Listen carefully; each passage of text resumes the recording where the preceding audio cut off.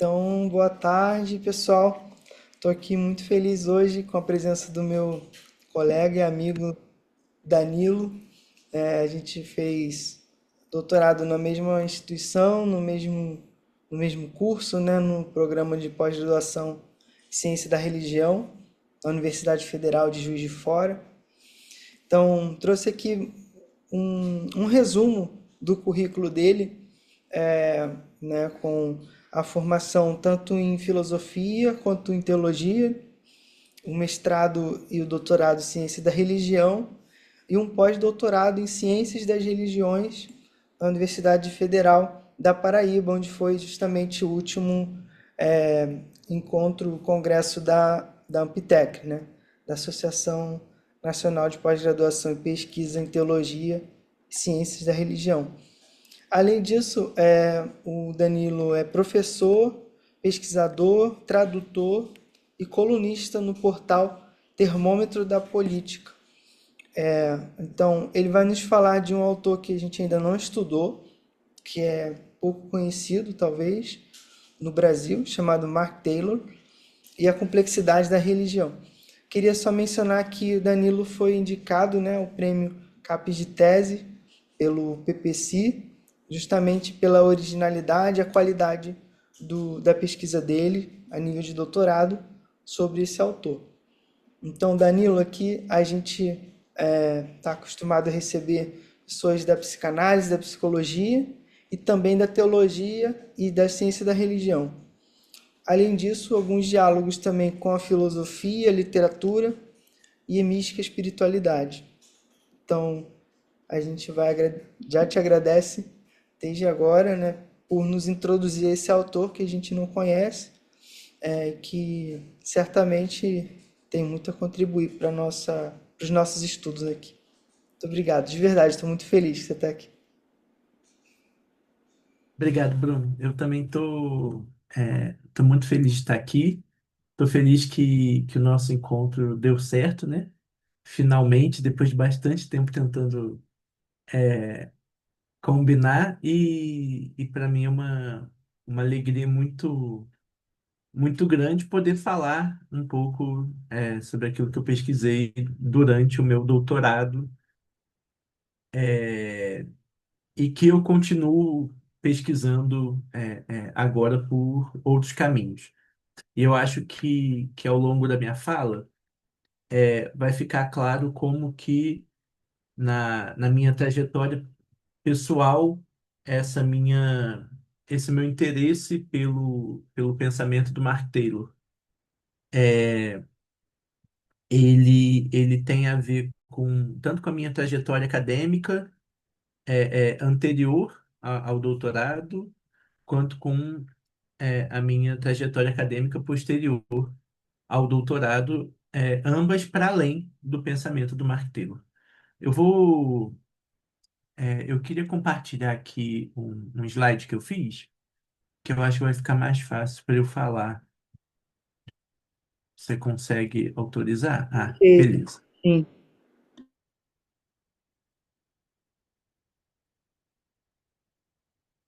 Bem, acho que está indo, né? Sim, sim, ótimo. Beleza. Então, eu coloquei o título, né? Marx e Taylor e a complexidade da religião. Não foi o título da minha tese de doutorado, mas é um dos elementos que eu trato. Na minha tese de doutorado, eu fiz uma pesquisa que pensava tanto a questão da teoria da religião, em Mark Taylor, que é, tem a ver principalmente com uma definição de religião ou com respostas à pergunta o que é religião, e epistemologia, dos estudos de religião a partir dessa teoria, né? Então, no fundo, a minha pesquisa queria tratar da seguinte questão: se a gente mudar o conceito de religião, se a gente mudar aquilo que a gente entende por religião, como que isso modifica também o modo como nós estudamos religião? Como que isso, de certa maneira, modifica também, e aí a gente vai chegar nesse ponto, né? Os lugares onde a gente pesquisa religião. Então, essa questão do lugar foi muito importante para mim durante essa pesquisa, né? E aí eu coloco uma citação como epígrafe, que é uma citação do próprio Mark Taylor desse livro que chama About Religion, que é sempre surpreendente, a religião é, eu acredito, mais interessante onde ela é menos óbvia. E aí a gente vai, é, acho que ao longo da apresentação vai ficar claro o que o Mark Taylor quer dizer por essa obviedade ou essa não obviedade da religião em relação direta com o seu interesse, né? Bem, e aí, quem foi Mark Taylor, né? Essa é uma pergunta importante para a gente começar a se questionar. E aí, não quem foi Mark Taylor, mas quem é, justamente porque ele é um autor que ainda está vivo, trabalhando no Departamento de Religião da Universidade de Columbia, em Nova York. Ele pensa a filosofia da religião a partir do pós-estruturalismo entre Hegel e Kierkegaard. E aqui um dado interessante é que ele, no campo da teologia, talvez seja o primeiro a recepcionar o pensamento de Derrida. Então, as primeiras obras dele, inclusive, acho que um dos primeiros livros dele publicados se chama justamente Desconstruindo a Teologia, que é publicado, se eu não me engano, em 74 ou 72, que é justamente uma obra que tenta pensar a filosofia pós-estruturalista, sobretudo a filosofia da desconstrução, dentro da teologia e expandir esse pensamento ou lidar com as consequências epistemológicas de uma filosofia da desconstrução dentro da teologia. E aí, para ele, o único jogo possível da filosofia para o único jogo possível para lidar com essa questão variando sempre entre esses que ele chama que são os dois grandes polos de pensamento da modernidade. É Hegel de um lado e Kierkegaard do outro. Então ele está sempre nesse jogo entre Hegel e Kierkegaard, que é o modo como ele pensa várias outras dicotomias que são presentes na história tanto da filosofia quanto da teologia, né? É, e ele aborda a religião em lugares onde ela não é óbvia. Então ele se volta, em muitos dos seus livros, né, para arquitetura, artes visuais, moda, economia, literatura, tecnologia e etc. Então é um autor que tem uma variedade de interesses que parece muito grande, né, porque ele tem livros que são bem mais próximos da arquitetura, outros são da literatura, é, e parece que é um autor com muitos interesses, né? Mas na realidade, quando a gente olha, o seu interesse principal é pensar a religião nesses vários lugares onde ela não é óbvia, né? Inclusive, nesse livro que eu citei anteriormente, né, o About Religion, que é um livro de 99, ele faz uma leitura sobre um clipe da Madonna, que é muito interessante, justamente sobre esse viés da religião, né? E aí, quais são as obras mais conhecidas ou obras que são fundamentais para a gente conhecer e entender o pensamento de Mark Taylor? Aqui eu selecionei três. É, e aí eu explico, né? A primeira grande obra dele, o primeiro grande sucesso teológico, literário dele é essa obra que chama Erring, que é tipo, pode ser traduzido como errância, né? Que é uma tentativa de fazer uma ateologia pós-moderna. Então ele pega quatro termos que na leitura dele são centrais na modernidade e, portanto, na teologia, que são ser humano, Deus, é, subjetividade e... Não, desculpa, é ser humano, Deus, mundo e livro, né? Que é a ideia de uma escritura. E ele é, tem um primeiro momento do livro desconstruindo cada um desses quatro conceitos, e depois, no segundo momento do livro, propondo novos conceitos teológicos que não substituiriam, né? Mas serviriam como um tipo de referência para pensar uma ateologia pós-moderna. Então, é muito, é bastante interessante e bastante sintomático dessa recepção mesmo essa recepção mesmo do pensamento da desconstrução dentro da teologia, né? Em segundo lugar, eu coloquei esse livro que ele organiza, né? Que chama Critical Terms for Religious Studies, que é talvez o livro ou a obra dele que tenha chegado com maior força no Brasil. Nenhum dos livros dele foram traduzidos até agora. Mas esse livro ele é bastante interessante justamente porque ele pensa criticamente em vários termos, né? Em vários conceitos que são importantes para os estudos de religião, como o próprio conceito de religião, o conceito de fé, o conceito de crença, o conceito de corpo, o conceito de experiência, e ele convida vários estudiosos a elaborarem de maneira crítica sobre cada um desses temas, cada um desses conceitos fundamentais. Então é um livro que tem mais um peso de compêndio, talvez, mas ele é interessantíssimo para entender um pouco da crítica que se faz nos Estados Unidos aos termos fundamentais de estudo de religião, né? É, e esse livro chega com bastante força no Brasil, por causa de alguns desses artigos, né? Mas a introdução que o Mark Taylor faz a meu ver, é fundamental, porque nela ele critica a própria ideia de termo.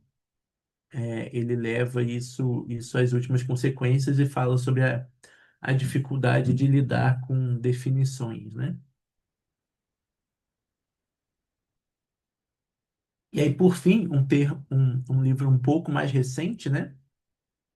Que é o After God, que é um livro que foi bastante importante na minha pesquisa, justamente porque é nesse livro que ele propõe, pela primeira vez, explicitamente, uma definição de religião e tenta lidar com ela.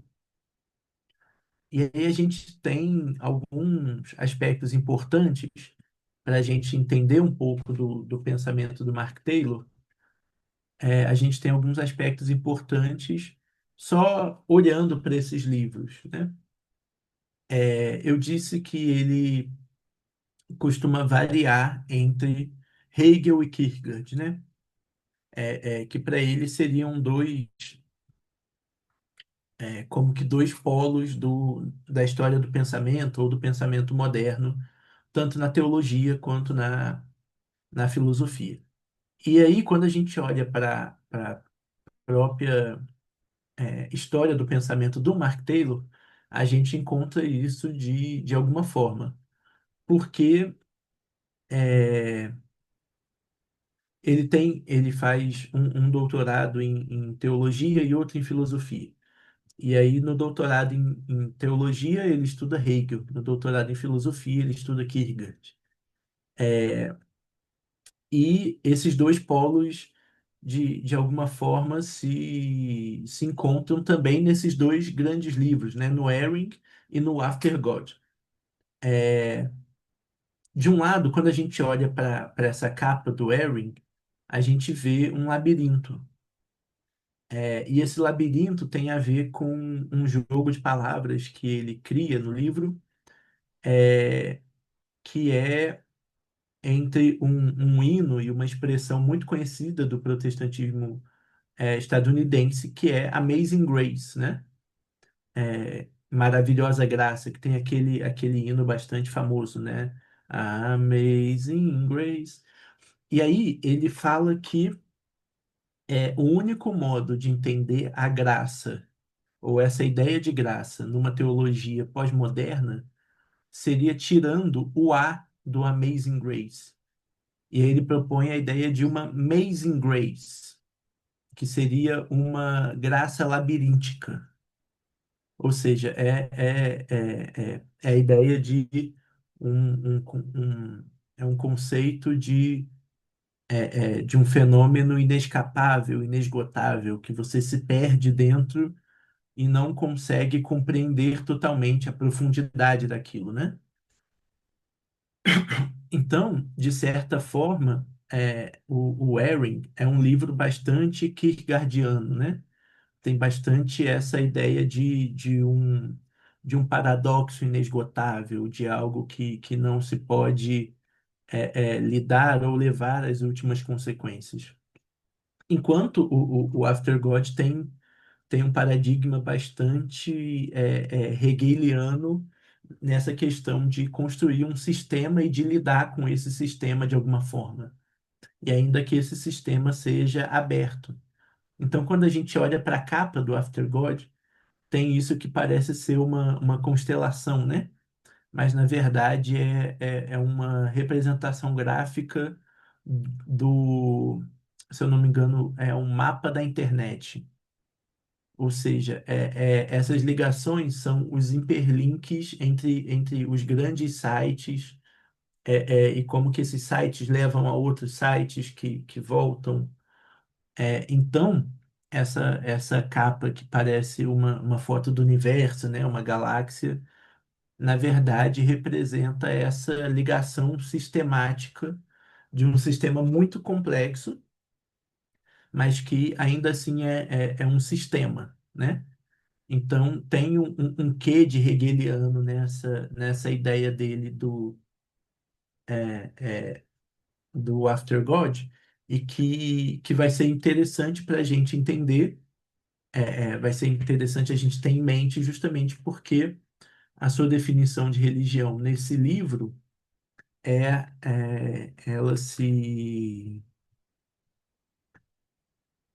ela se apropria de uma ideia das ciências da natureza, que é a ideia de sistemas complexos, né? Mas a gente vai chegar lá. Então, como que ele pensa a questão da religião, né?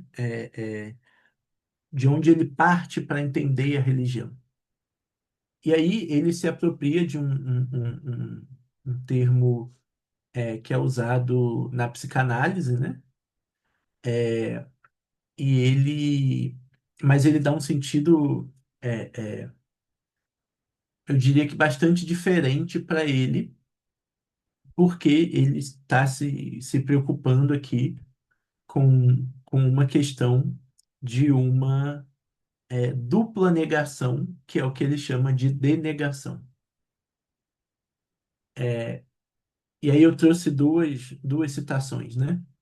A primeira diz o seguinte: no estranho jogo da denegação, nada permanece igual. Os opostos não são reconciliados, mas são mantidos juntos em sua separação. A cumplicidade dos nãos, vinculada na denegação, não implica nem síntese, nem fragmentação, mas uma relação alternativa, que é sempre, ao mesmo tempo, uma não relação. E aí, qual é a questão aqui? Mais uma vez, Hegel e Kierkegaard. E isso vai ficar mais claro na próxima citação. Ele diz o seguinte: há um terceiro não dialético que fica entre a dialética do e do ou. Poderia esse terceiro não ser nem transcendente nem imanente? Esse nem abre o espaço, o tempo e espaço para uma diferença diferente e um outro. O que que isso significa? Para ele, a história do pensamento ocidental, e portanto da filosofia e da teologia, se, se dá entre esses dois modos de lidar com a própria dualidade do mundo e da realidade. De um lado, a gente tem Hegel, que, por meio da dialética, soma os opostos, ou seja, você tem tese, você tem antítese, e você chega a uma síntese a partir de uma junção desses opostos.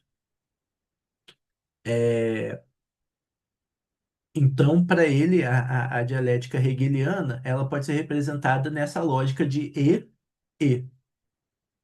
Então, você tem, por exemplo, infinito e finito.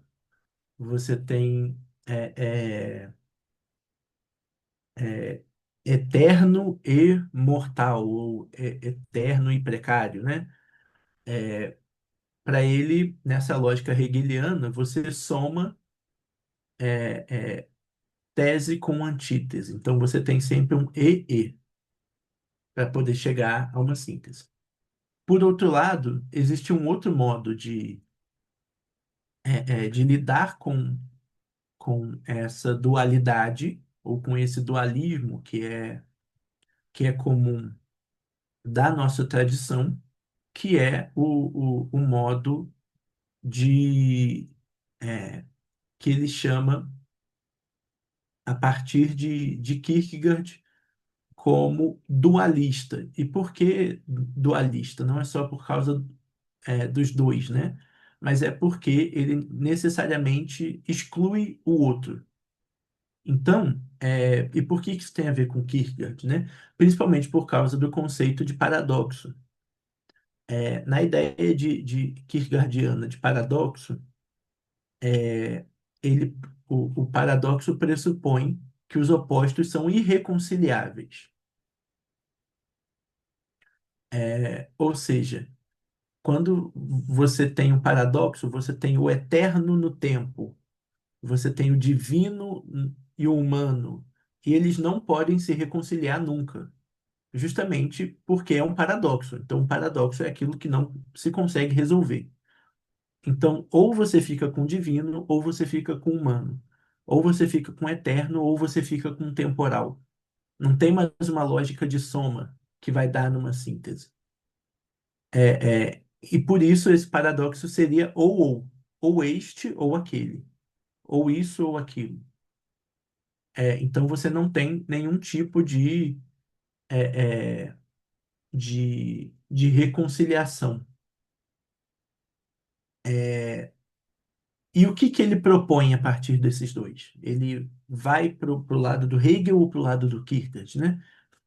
Inclusive, ou é o nome de uma obra do Kierkegaard, né? E aí ele propõe um terceiro tipo, que é um tipo é, é, é, que, que ele chama justamente de denegação, porque você não afirma nenhum nem outro. Ou seja, Hegel estaria afirmando a coisa e a sua contradição, ou seja, a tese e a antítese. O Kierkegaard estaria escolhendo um dos dois. Você afirma um em vez do outro, né? E ele quer justamente negar os dois.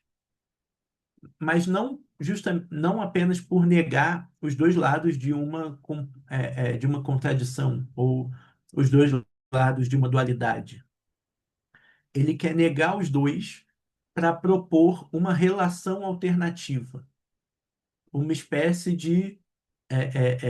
E aí ele diz ali no primeiro, né? É uma espécie de diferença diferente que pressupõe uma não relação.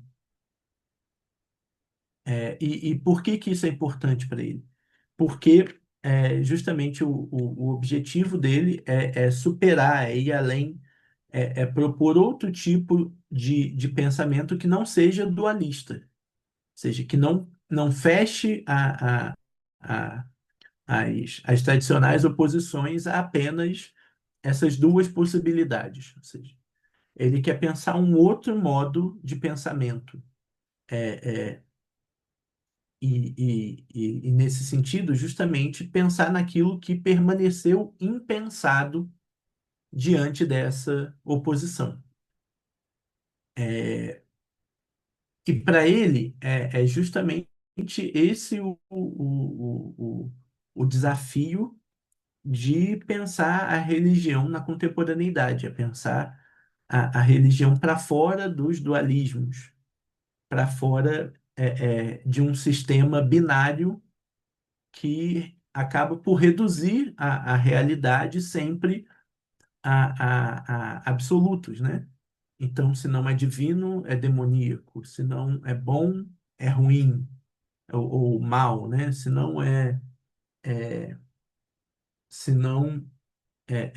eterno, é uma coisa temporal e, portanto, de menos valor, né?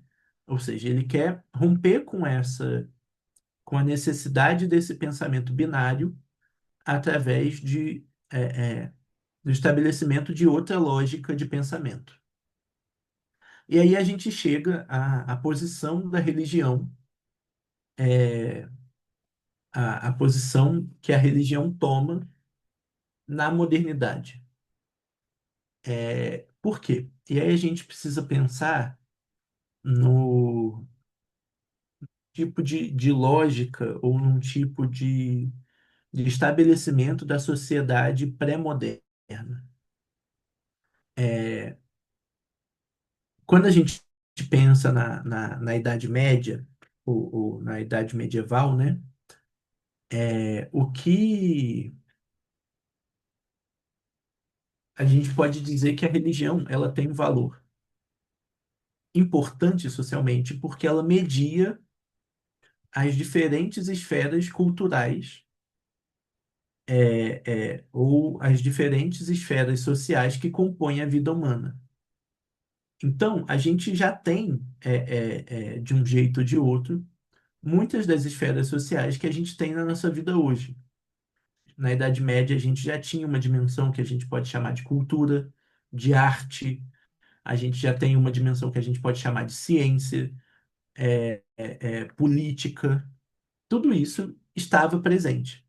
Mas tudo isso era mediado por uma outra, é, é, é, é, por, por um outro fenômeno que não era exatamente uma esfera delimitada, que era a religião. Ou seja, você tem arte na Idade Média? Sim, mas essa arte depende da religião. Você tem ciência? Sim, mas é uma ciência que depende da religião. Você tem uma política? Sim, mas é uma política que depende de conceitos religiosos para se estabelecer.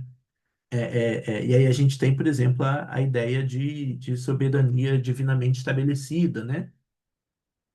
Então, de certa forma, a religião no Ocidente, e aí a gente está falando da igreja, do cristianismo propriamente, era a igreja, portanto, era um tipo de poder mediador de todas as esferas da vida social. E quando a gente passa para a modernidade, a gente vê aquilo que foi chamado de secularização, né? Com a secularização, a gente vê o poder da religião diminuindo como mediadora das esferas sociais e ela se tornando mais uma dessas esferas. Então, assim como a gente, na nossa vida hoje, a gente tem a arte, a gente tem a cultura, a gente tem a economia, a gente tem a política, a gente também tem a religião como mais uma das esferas sociais. Então, de certa forma, a gente tem um tipo de privatização da religião. Ela deixa de ser uma mediadora e passa a fazer parte de um âmbito específico da vida humana. Tanto que, é, de certo modo, a vida moderna que nós temos hoje, ela é diferenciada por uma compartimentação da vida em que é, é, na qual as esferas interagem menos umas com as outras. Então, é, de 9 da manhã às 5 da tarde, eu estou na minha esfera do trabalho, e nessa esfera, as minhas preferências culturais, por exemplo, não deveriam interferir no trabalho, né? Se a gente pensar bem nessa ideia é, não prática do trabalho. É, é,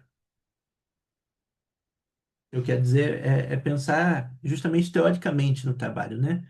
Porque, obviamente, na nossa vida real, todas essas coisas interagem, né? Mas se a gente pensar, por exemplo, numa pessoa que trabalha numa fábrica, se ela gosta de sertanejo, ou se ela gosta de funk, não interfere no trabalho dela. Se ela é politicamente de direita, se ela é politicamente de esquerda, não interfere no trabalho dela naquela fábrica. E a mesma coisa a religião, se ela é budista, se ela é muçulmana, se ela é cristã, não interfere diretamente naquele trabalho da pessoa ali na fábrica. Então, a religião, ela foi, durante a modernidade, privatizada como mais uma das possibilidades de opção que as pessoas têm. Ou seja, assim como eu posso escolher entre o gênero musical A ou B, eu posso escolher entre a religião A, B ou C, D e etc., ou não ter nenhuma. Então, nesse sentido, o Mark Taylor está querendo lidar com essa ideia, que é, sobretudo, a ideia de uma secularização extrema, de que a religião não teria mais influência, poder, ou não poderia mais interferir em nenhuma dessas outras esferas, nem na arte, nem na economia, nem no trabalho, nem na política. Então, a religião estaria separada agora dessa, dessas esferas, enquanto todas essas esferas hoje são mediadas pela cultura. Então, o papel que a religião tinha hoje é a cultura que determina, no fim, aquilo que a gente faz dentro de cada uma dessas esferas da vida social. E aí ele propõe essa palavra, esse termo, para entender a posição da religião na modernidade e na contemporaneidade, que é altaridade. E essa palavra, ela é uma espécie de jogo de linguagem que está inspirado naquilo que Derrida faz com a palavra diferença, né? Ele troca um E por um A, e a pronúncia em francês continua a mesma, mas ele está tentando pensar uma outra diferença que continuou impensada dentro da filosofia. Ou seja, ele está querendo chamar atenção para uma diferença radical que não foi é, é, é, que não foi pensada adequadamente na história da filosofia. E o Mark Taylor faz um movimento semelhante, mas não pensando na diferença, mas a ideia de alteridade. E aí ele faz esse jogo trocando a palavra alteridade por altaridade. justamente propondo uma relação entre o outro e essa ideia de sagrado que está na ideia de altar, né? Então, é um outro que não é apenas o outro que não eu, mas um outro que tem uma espécie de sacralidade nele. E aí ele diz justamente que a posição da religião na modernidade é, é essa posição de outro da modernidade. E aí ele diz o seguinte: alteridade é uma palavra escorregadia, cujo significado não pode nem ser dito com clareza, nem fixado com firmeza. Apesar de nunca completamente decidível, o campo da palavra alteridade pode ser aproximado à rede de suas associações: altar, alterar, alternar, alternativa, alternação, alteridade. Qual é a diferença da, qual é a relação da diferença impensada escrita em e entre os textos com o sagrado? Então, essa é a pergunta dele, né? E, e isso ele está perguntando na introdução desse livro, que tem esse nome, né? Alterity, onde ele parte de Hegel e vai até Kierkegaard. São 10 capítulos. Em cada capítulo, ele trata do pensamento é, é, é, de um autor ou uma autora diferente, pensando a relação desses autores com a questão do sagrado. Então ele passa. É engraçado porque é quase uma escala, assim, né? Daqueles que ele considera que são mais hegelianos para aqueles que ele considera que são mais kierkegaardianos. Então ele sa- sai de Hegel e aí parte para Heidegger, depois Bataille, é, Julia Kristeva, ele passa em algum momento por Lacan e Merleau-Ponty, eu não vou lembrar outros, até que ele chega em Derrida e depois Kierkegaard. E aí a questão dele é justamente pensando como que nessa tradição filosófica a questão do sagrado permanece, ela aparece, ela irrompe, mas não é pensada com calma, não é pensada propriamente, justamente porque a religião permanece como esse outro que é, é, que é silenciado de alguma forma nesse pensamento. E aí ele diz: enquanto a questão da religião, que não pode ser definida nem teológica, nem ontoteológica, é silenciada no ar da diferença, ela soa infinitamente no ar de alteridade. Ou seja, para ele, essa diferença que o Derrida propõe, ela é uma diferença que não inclui a questão da religião ou a posição da religião na modernidade. Então, ele está pensando uma alteridade justamente para rever onde está a religião nos dias de hoje também, né?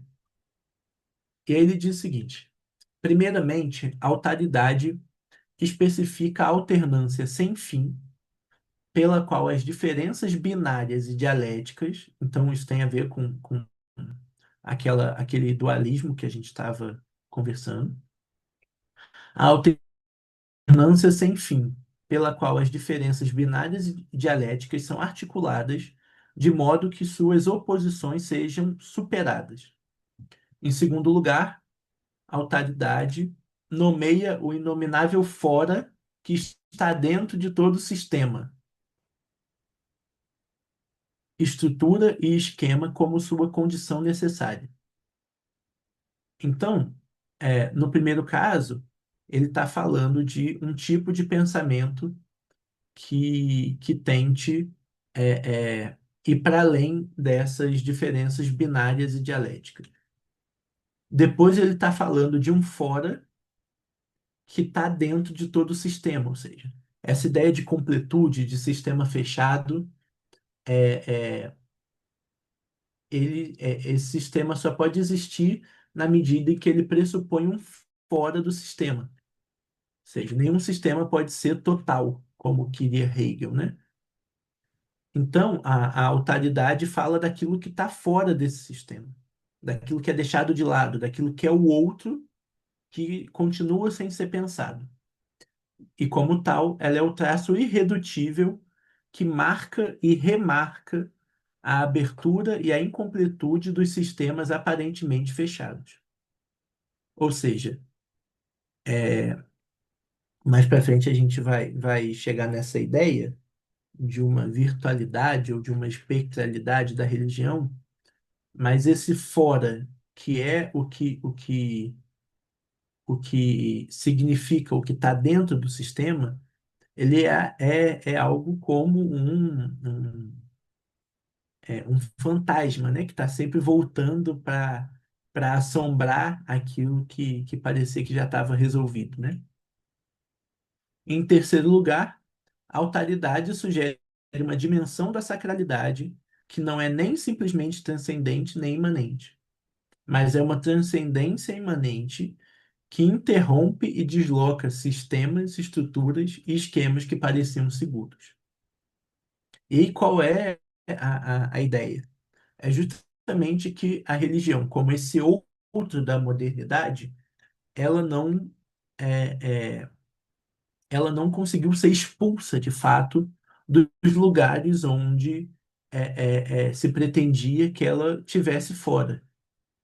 Ou seja, no esquema da cabeça moderna, no esquema da secularização, a, nesse esquema da secularização, a religião ficaria privatizada a um campo, ou seja, você lida com a economia através do seu trabalho, você lida com a política no seu dia a dia, você lida com a cultura, com a arte, e a religião ela está confinada aos espaços da religião. Religião é o que você faz no sábado, é o que você faz no domingo, religião é o que você faz antes de dormir, de olho fechado, com o terço na mão. A religião é aquilo que você faz na igreja, na mesquita, no templo, na sinagoga, no terreiro. E aí o que ele está dizendo é o seguinte, que a religião ela é uma alteridade, ou seja, ela é uma dimensão que surge deslocando essas estruturas, os esquemas que pareciam seguros. Ou seja, a religião não foi embora durante a modernidade, mas ela de certo modo, se espraiou, é, é, se plurificou no meio de todas essas outras estruturas. A gente vai entender isso mais para frente. E aí a gente chega nessa definição de religião que ele coloca no After God.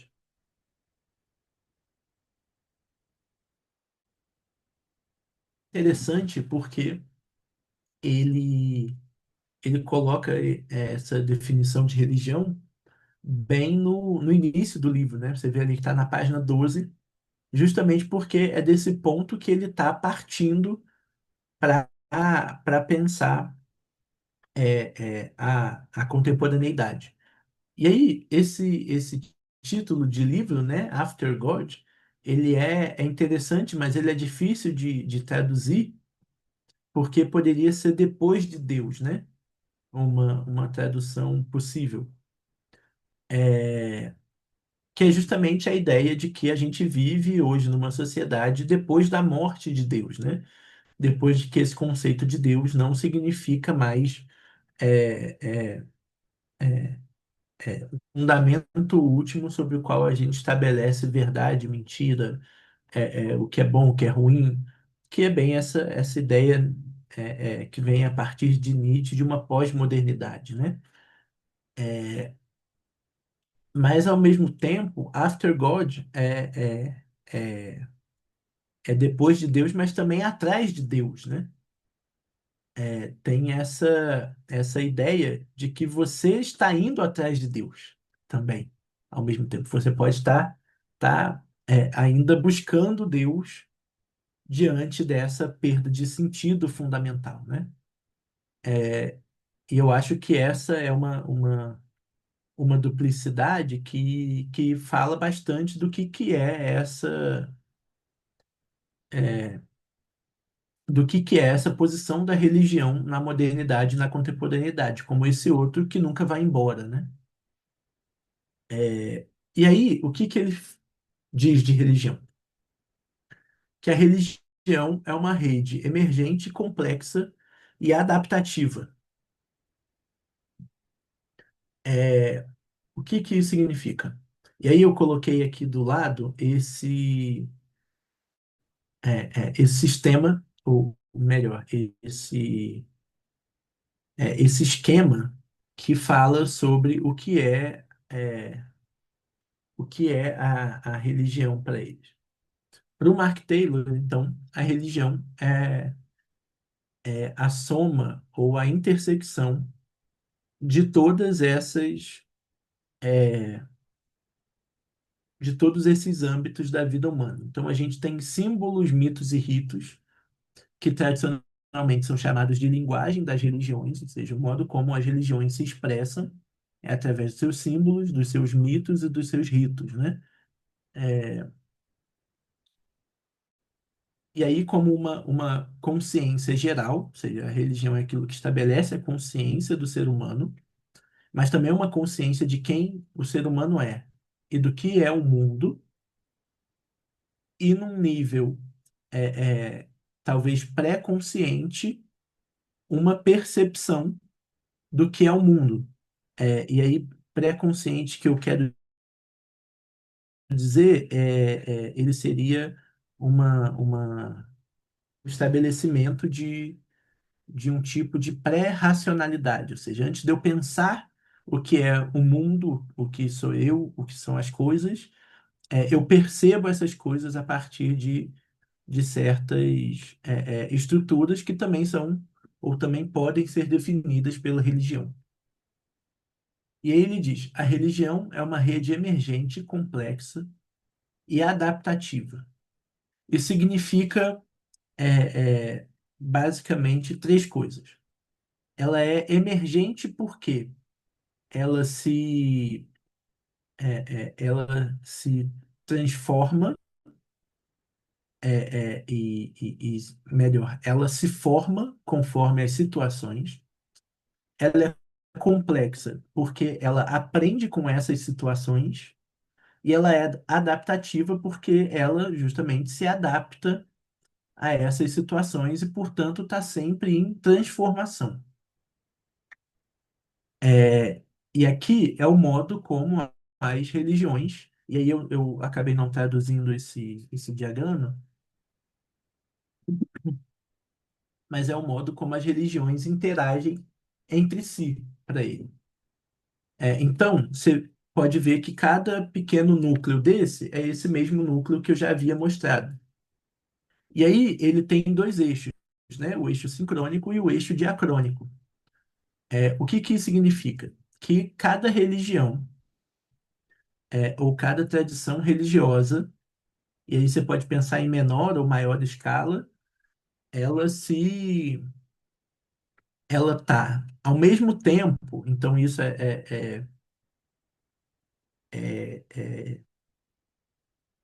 como que eu posso dizer? Como se fosse uma fotografia, né? Ela tá ao mesmo tempo se relacionando com outras tradições religiosas,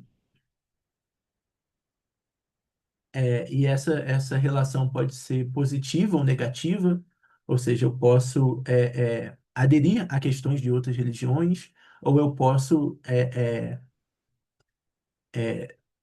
repensar a minha própria religião ou a minha própria tradição a partir de uma negação, como um tipo de resposta a essas outras tradições, a essas outras tradições.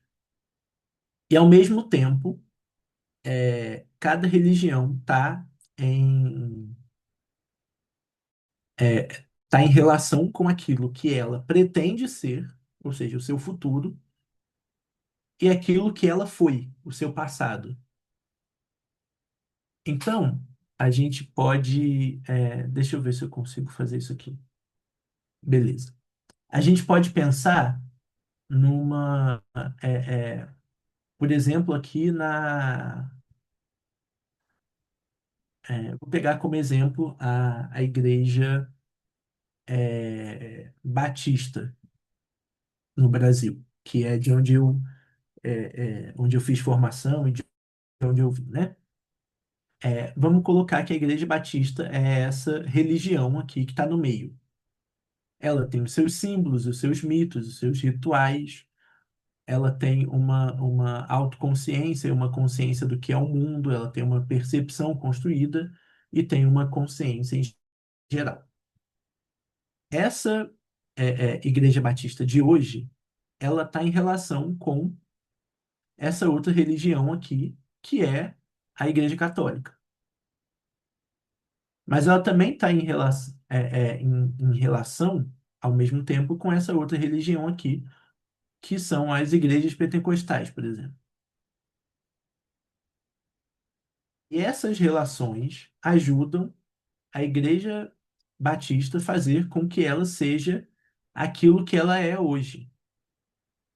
E aí a gente precisa ter em mente que para ele as tradições religiosas elas estão sempre mudando, estão sempre se modificando e se adaptando, porque é, é, são redes complexas adaptativas. E além dessa relação com aquilo que a Igreja Católica é e aquilo que as igrejas pentecostais são hoje, ela também tem relação com aquilo que a própria Igreja Batista foi no passado e com aquilo que ela pretende ser no futuro.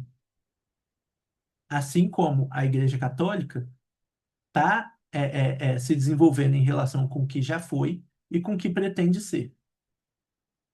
E isso se complexifica quando a gente pensa que a Igreja Batista de hoje também pensa no que a Igreja Católica será e no que as igrejas pentecostais serão no futuro, assim como aquilo que eles foram no passado. O que que isso quer dizer? Que a religião está, para usar um português bem claro, ela está metida numa rede muito complexa de relações, tanto com ela mesma, temporalmente, quanto com outras tradições religiosas. E a gente pode pensar isso nas mais diversas formas, né? Por exemplo, até os anos 70, 80, era muito raro que tivessem instrumentos elétricos dentro de igrejas batistas. Não era aceito que tivesse guitarra, por exemplo, bateria, porque eram vistas como instrumentos que não são sacros, não são santos, não muitas vezes eram instrumentos demonizados.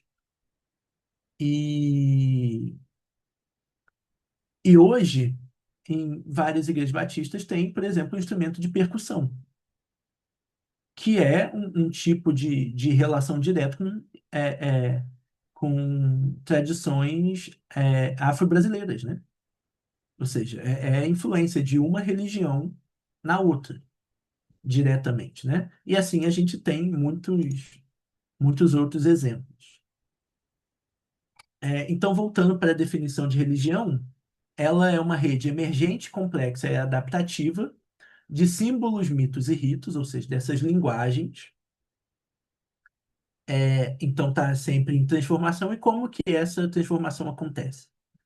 Por um lado, ela figura, ela pensa, ela constrói esquemas de sentimento, pensamento e ação. E aí a gente cobre as grandes áreas da consciência humana, né? Ou da própria vida humana, que são sentimento, pensamento e ação. Aquilo que você sente ainda antes de pensar, né? Aquilo que você elabora racionalmente e o modo como você age a partir dos sentimentos e ações, né?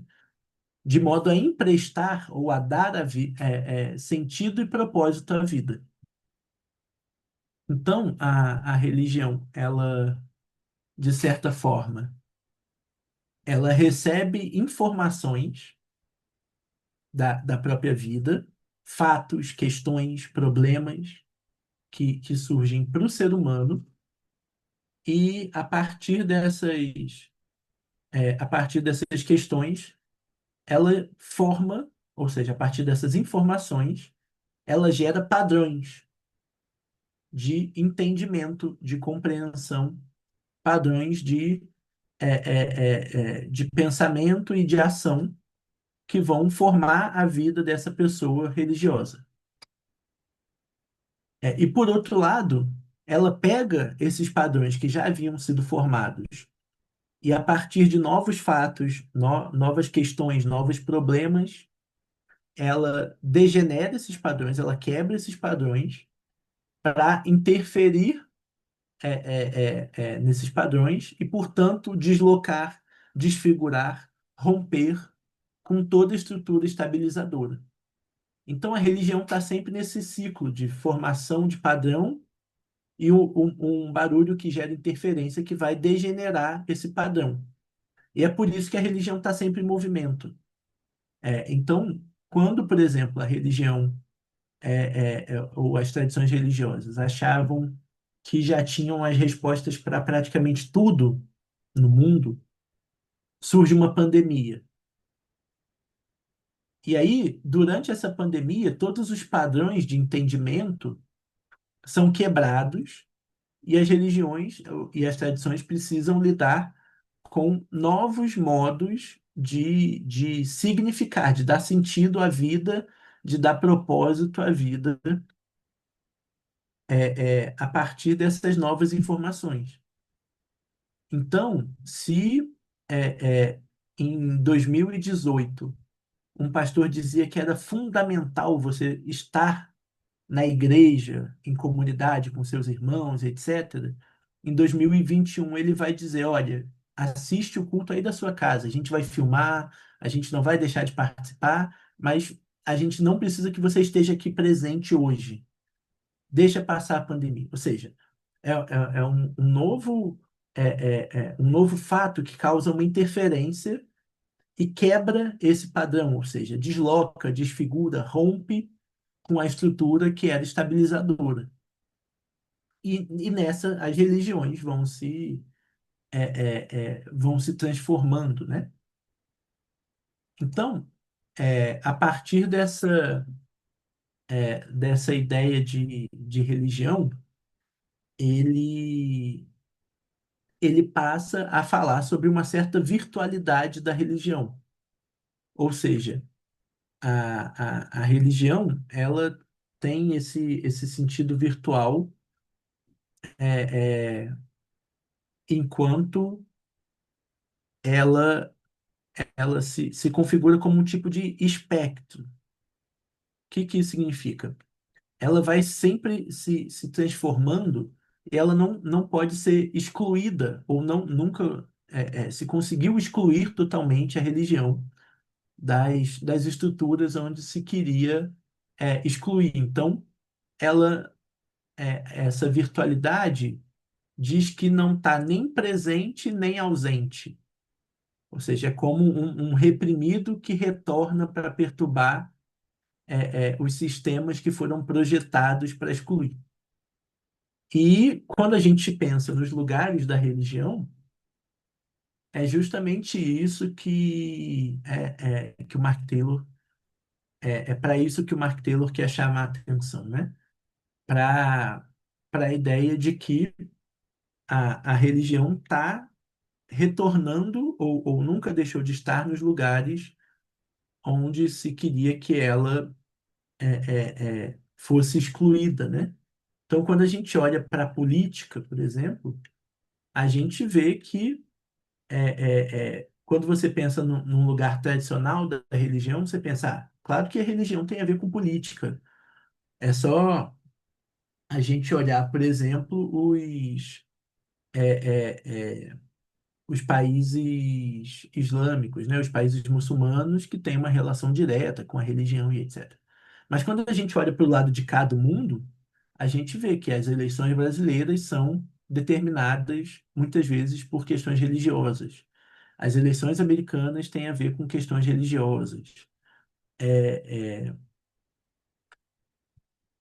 O que que isso significa? Que o, o- a religião não foi excluída, ou seja, ela ainda é um ente virtual. Você não consegue dizer que ela está totalmente lá, mas ela também não está do lado de fora. E assim não só com a política, mas também com a arte, com a cultura, com a ciência. Todos esses âmbitos da vida humana continuam tendo uma influência da religião. E aí, eu acho que a gente pode terminar nesse slide. Eu tinha até um exemplo depois para mostrar, mas eu acho que aqui a gente vai ficar bem, né? E aí eu retomo a nossa epígrafe, que ele diz: sempre surpreendente, a religião é, eu acredito, mais interessante onde ela é menos óbvia. A relação entre religião e cultura é inevitavelmente uma via de mão dupla. Não apenas a arte, a literatura, a economia, a ciência, a tecnologia modernas e contemporâneas postulam questões sobre a religião, mas o estudo da religião postula dimensões religiosas da cultura aparentemente secular, que geralmente permanecem indetectadas. Ou seja, na cultura secular, na política, na arte, na literatura, a gente pode, por meio do estudo da religião, apontar, olha, aqui tem dimensões religiosas que não estão sendo detectadas. Nesse ponto, nessa obra, nessa hipótese científica, há questões religiosas que não estão sendo detectadas. E para mim, isso é o principal, e é por isso que eu comecei dizendo que a minha relação com a teoria do Mark Taylor vai para além do Mark Taylor. Porque quando eu fui para João Pessoa, na Paraíba, fazer o meu pós-doutorado, eu submeti um projeto pensando religião e política, que a princípio não tem a ver com a minha tese de doutorado. Mas quando a gente chega nesse ponto, a gente percebe que tem. Porque o meu objetivo era justamente partindo desse pressuposto, de que tem dimensões religiosas na política hoje e que permanecem ainda indetectadas, ou seja, é, é, é, que não estão claras para as pessoas e para os agentes políticos é, é, de forma direta. E aí, só para deixar a curiosidade, ele fala num livro que chama, acho que é Refiguring the Spiritual, onde ele pensa a obra de quatro artistas contemporâneos. Ele pensa sobre as questões religiosas que estão implicadas nessas obras de arte, por mais que não pareçam exatamente isso, né? E aí dos exemplos assim que ele analisa é essa obra de arte que é uma cadeira com gordura, né? Isso é gordura e ele pensa como que a própria constituição desse tipo de obra de arte tem um sentido que pode ser espiritual e reflete um tipo de interpretação religiosa. E aí, o que ele vai dizer nesse caso, né, é, é, rapidamente, é o seguinte: a tentativa do, do artista de fazer uma obra de arte a partir de uma matéria que é a menos artística possível, que é a gordura, né? Que é aquilo que sobra, um excesso do que do que nós consumimos, né? É aquela parte que a gente tira para jogar fora. É, isso reflete uma ideia do artista como um criador do mesmo modo, ou na mesma chave do Deus cristão, que é aquele que cria o ser humano a partir da matéria disponível em excesso, que é a Terra, né? Que é essa formação do barro.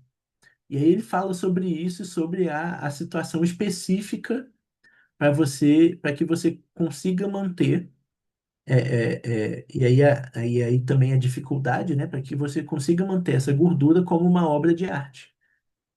Porque se você não tem as condições de temperatura adequadas, essa obra de arte se desfaz. Então, a dificuldade da perfeição, da intenção do artista se manter, também teria para ele um significado espiritual, ou pelo menos um significado teológico que está por trás da própria criação artística. Então, eu vou chegar aqui na síntese, que é a ideia de que a religião ela não pode ser pensada nem a partir do seu caráter sui generis, ou seja, como se a religião fosse um fenômeno mais importante do que os outros, e nem a partir de um reducionismo, como se a religião fosse só uma questão psicológica, ou só econômica, ou só sociológica, né? Pensando a religião a partir da sua complexidade mesmo. E a religião como esse elemento complexo que se coloca se coloca dialeticamente entre momentos constitutivos e disruptivos. Então, em certos momentos, a religião vai dar sentido para a vida e formar sentido para a vida, e no outro ela vai deslocar, vai quebrar esses sentidos que já estavam estabelecidos. Que seria uma dinâmica, quase uma dialética entre o sacerdote, enquanto aquele que mantém a religião, e o profeta, como aquele que critica a religião, né? Um aponta o dedo e o outro forma. Ou seja, um quebra, o outro forma, um quebra, o outro forma. E, portanto, uma dialética entre estrutura e história. A religião só se manifesta historicamente por causa de sua estrutura e só tem uma estrutura porque é histórica. Então, não dá para pensar conceitualmente na religião de modo totalmente abstrato, mas também não dá para pensar na religião só nos seus enquanto fato histórico, né? Mas é uma coisa que alimenta a outra. E isso também nos coloca para fora de um dualismo ou de um binarismo que, a meu ver, não é saudável na academia, e que dentro da ciência, da religião, está muito presente, que é entre as abordagens mais sistemáticas e mais conceituais, teóricas da religião, e por outro lado, as abordagens empíricas, como se cada pequeno fenômeno religioso não tivesse nenhuma ligação com o outro possível, né? Então, por isso, nem só história, nem só estrutura, mas uma dialética entre esses dois. Então, aqui estão as referências que eu usei para esses slides. E quem quiser ver a minha tese, ela está disponível no repositório da UFJF. E no ano que vem ela deve ser publicada como livro, se tudo der certo. Eu acho que no primeiro semestre do ano que vem. Maravilha, Danilo. Muito obrigado pela sua apresentação do Mark Taylor. Eu estava aqui fazendo várias associações. Eu queria colocar três perguntas para você. A primeira é bem básica, assim, como que você tratou da questão da ateologia? Como é que, se você puder falar um pouco mais sobre isso, se é um prefixo de negação, me parece que não. Eu queria entender melhor. A segunda, eu não pude deixar de fazer uma associação, acabei de fazer um trabalho de manhã sobre o banquete de Platão, especificamente sobre o discurso de Diotima para Sócrates, né? Quando ele ela está argumentando que Eros não é um deus, porque ele é marcado pelo desejo que é sempre falta. E também não quer dizer, não é imortal e também não é mortal, já que ele está como um intermediário, né, entre o finito e o infinito. E, inclusive ela narra um mito, né, de que o Eros nasce no mesmo dia que Afrodite, que é beleza, né, e que é filho da riqueza com a pobreza. E ele está sempre, tudo que ele conquista, ele imediatamente perde. Então, a maneira como ela descreve, né, o Eros, que tem muito a ver, o Lacan até vai trabalhar isso no seminário 8, né, sobre a transferência, vai trabalhar o banquete, né, que tem muito a ver com a noção de desejo na psicanálise. Não sei se é apenas uma associação que me veio, se você, de repente, como conhece bem de filosofia, veria alguma. Eu tô num momento assim muito de encontrar nos filósofos da antiguidade aquilo que aparece nos contemporâneos, né? Pela formação que Uhum. eu estou concluindo aqui na PUC, focado mais na filosofia antiga. E a terceira coisa que eu gostei, achei, não que eu gostei, eu não sei ainda, mas me soou muito interessante essa noção de alteridade, né? Como transcendência imanente. Justamente eu acho que tem a ver com o que eu estava falando antes. Assim como nesse finalzinho a questão de dialética entre estrutura e história, e o sacerdote forma e o profeta desforma. Isso aí achei interessantíssimo. Até para pensar a composição do cânon bíblico, né? Na Bíblia hebraica. Tem essa tensão nas próprias mãos que compõem o texto. A gente percebe os textos que valorizam muito o ritual, né, as prescrições, e outros textos que tendem a valorizar muito mais a crítica ao pobre de quem se roubam até as sandálias, né, do que a liturgia. Então, essa tensão muito presente, né?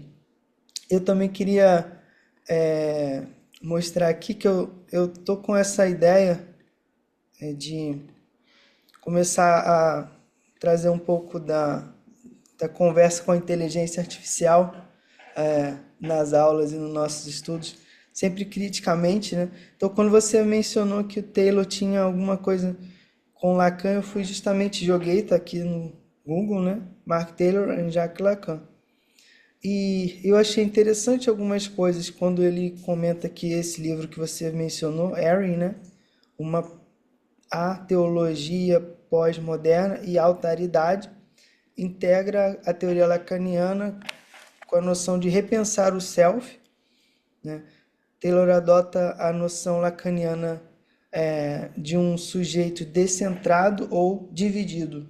É o S que a gente fala coloquialmente, é o S barrado, argumentando contra a ideia tradicional de um eu, né, unido e autônomo. Isso Lacan faz totalmente na direção do tratamento de princípios do seu poder nos escritos. Ele fala disso de forma incrível, né? Denunciando a fragilidade do American Way of Life, né? Dizendo que o eu não é esse eu unificado, né? Mas é um sujeito barrado, né? O eu, na verdade, é uma dimensão imaginária, né? Em que se tenta fazer alguma síntese, né? De tanta fragmentação, vamos dizer assim, né? E o Freud falava que era fachada, né? Uma espécie de fachada, né? Diante de tanta divisão. E a questão do outro, né? A alteridade como uma parte inescapável da existência humana. Assim, ele parece que desafia a teologia tradicional com o uso das ideias de Lacan de criticar uma concepção tradicional de Deus enquanto outro completo, autopresente, com uma identidade soberana. Ao invés disso, ele explora uma ateologia pós-moderna em que Deus não é uma entidade presente, mas uma ausência ou um traço encontrado nas próprias estruturas da diferença e da alteridade que Lacan descreve. É bem complexo. A gente está realmente lá no, numa uma leitura lacaniana bem densa. Explora o real na teologia. Isso aqui eu acho que é extremamente importante para o futuro da teologia, no diálogo com as questões que a psicanálise traz, né? O real lacaniano, que continua insimbolizável e disruptivo, é usado por Taylor para discutir os limites do conhecimento humano e da representação, conectando isso para uma palavra sem palavra, né? Ou uma forma de divino, de silêncio divino que a teologia frequentemente deixa de lado. E por fim, uma crítica, informar a crítica cultural. Para além da teologia, Taylor aplica uns parâmetros, né, lacanianos para analisar a cultura contemporânea, a arte e a tecnologia, vendo a vida moderna através das lentes do desejo, da falta e da influência da ordem simbólica na interação humana. Em essência, Taylor leverages, seria nivela os insights estruturalistas e pós-estruturalistas, Lacan tem traço das duas coisas, para desconstruir pressupostos teológicos e filosóficos, pavimentando o caminho para o pensamento religioso que se envolve profundamente com as condições pós-modernas de fragmentação, falta e alteridade. Então eu achei bem interessante, eu não conheço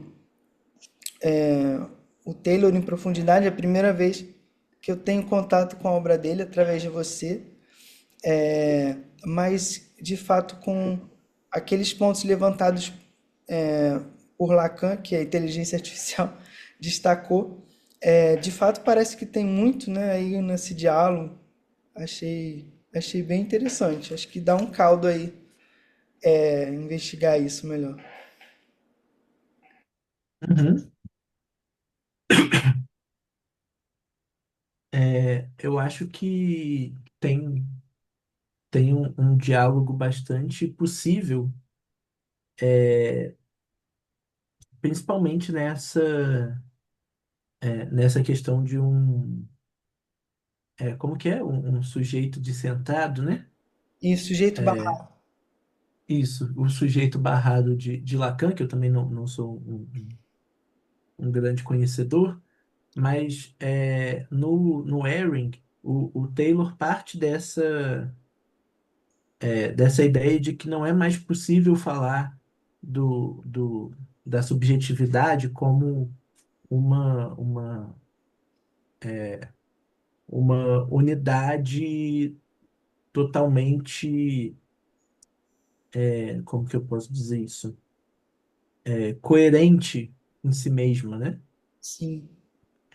E isso para ele é muito importante porque justamente faz um tipo de desmonte da própria noção tradicional de teologia, Uhum. na medida em que coloca,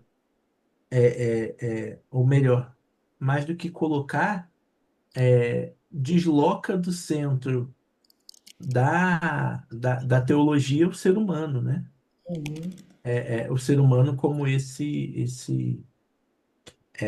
essa subjetividade coerente, né? Então, e esse é o princípio das próprias desconstruções teológicas que ele faz. Então, nesse sentido, esse termo, né, a teologia é justamente por isso, porque para ele não é mais possível você pensar uma ideia de Deus enquanto fundamento último, né, da realidade, da verdade. Esse Deus de certa forma, o Deus que Nietzsche anuncia que morreu, né? Então você não consegue nem mesmo afirmar com com com essa certeza toda, ou com esse peso metafísico, a própria existência de Deus. Então, por isso que está nesse limiar entre o que é teológico e o que é ateológico, porque você não conseguiria nem mesmo fazer uma afirmação sem pressupor a possibilidade de uma negação dessa própria possibilidade de Deus, né, no fim das contas. Então, é um tipo de ateologia porque está para além do Deus que que é fundamento, né? Eu acho que de certa forma, eu preciso reler o discurso da Diotima, né? Que você falou, porque eu não lembrava desses aspectos dela de que Eros não é propriamente um deus, né? Justamente porque está nesse limiar entre mortal e imortal. Eu acho que isso tem bastante a ver com essa ideia de uma ateologia, porque o propósito dele em uma ateologia pós-moderna é exatamente essas duas partes que estão no livro, né? A primeira é desconstruindo a teologia e a segunda é uma ateologia desconstrutiva. Ou seja, não é a mera desconstrução pela desconstrução, ou a mera desconstrução pela destruição, né? Mas tem a ver com a formação de um novo modo de pensar teológico que se vale também desse limiar, né? Desse limiar que se coloca entre o que é transcendente, entre o que é imanente, né? Entre o que é eterno e temporal. E aí tem uma. Deixa eu ver se eu consigo achar aqui. É,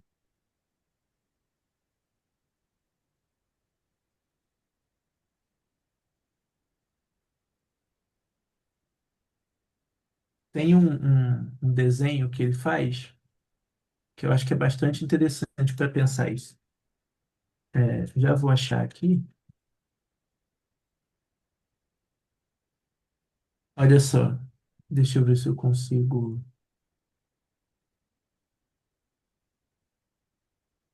compartilhar. Isso aqui é a. Tá aparecendo aí?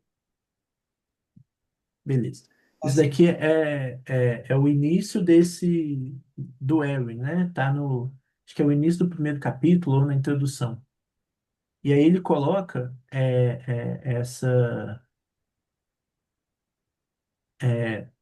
esse desenho assim, né? Para dizer justamente o seguinte, olha, que, que a tradição do pensamento ocidental do pensamento teológico ocidental se coloca, se fundamenta nesse binarismo, né? Que tem sempre um tipo de movimento perpendicular entre aquilo que é oposto, né? Então tem Deus e mundo, tempo e eternidade, ser e ente, descanso e movimento, permanência e mudança, presença e ausência, um e múltiplo, ou uno e múltiplo, né? Sagrado e profano, ordem e caos, sentido e absurdo, vida e morte, infinito e finito, transcendente e imanente. E aí ele vai seguindo, ele ele vai continuando mostrando como que todos esses binarismos, né, eles se estabelecem como conceitos fundamentais da teologia. E o que ele quer é justamente pensar para além do binarismo, não para escolher um em detrimento de outro, ou para tentar juntar os dois, mas negando que a única possibilidade de relação entre os dois seja a oposição. E aí é por isso que ele propõe uma transcendência imanente, ele propõe a presença de uma ausência, ele propõe e aí a gente pode pensar no mais paradoxal modo de juntar esses termos, né? Uma brincadeira séria, E uma nesse escrita falada, né? nesse ponto tem muito a ver com o discurso místico, né, dos paradoxos. Sim, eu acho que tem uma relação bastante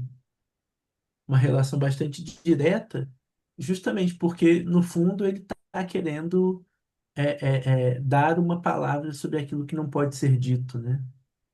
Sobre aquilo que escapa à nossa linguagem.